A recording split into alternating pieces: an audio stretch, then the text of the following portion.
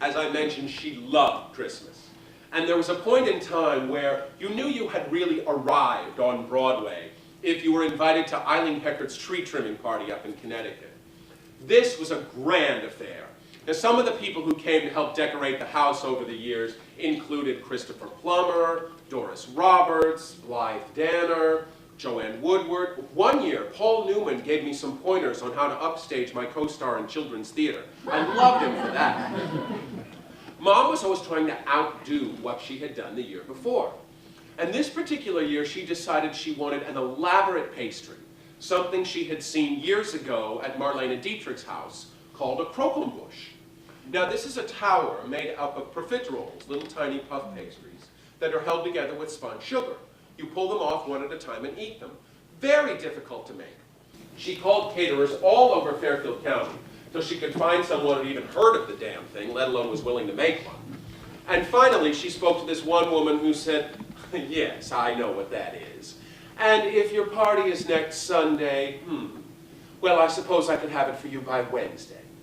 So, on Wednesday morning, hello, this is Mrs. Yankee. Who? I'm calling about the croquembouche. Oh, it's not ready today. Call again tomorrow. So, the next day, hello, it's Mrs. Yankee calling about the well, I couldn't possibly have it for you today. I had a dinner for 200 at the UN last night. Call again tomorrow. Well, this went on and on, till finally, the day of the party, my mother was a nervous wreck that she wasn't going to have any dessert for her guests. So I drove with her over to this caterer's home.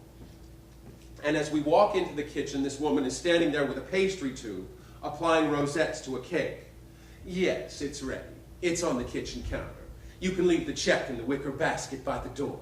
Carry it carefully.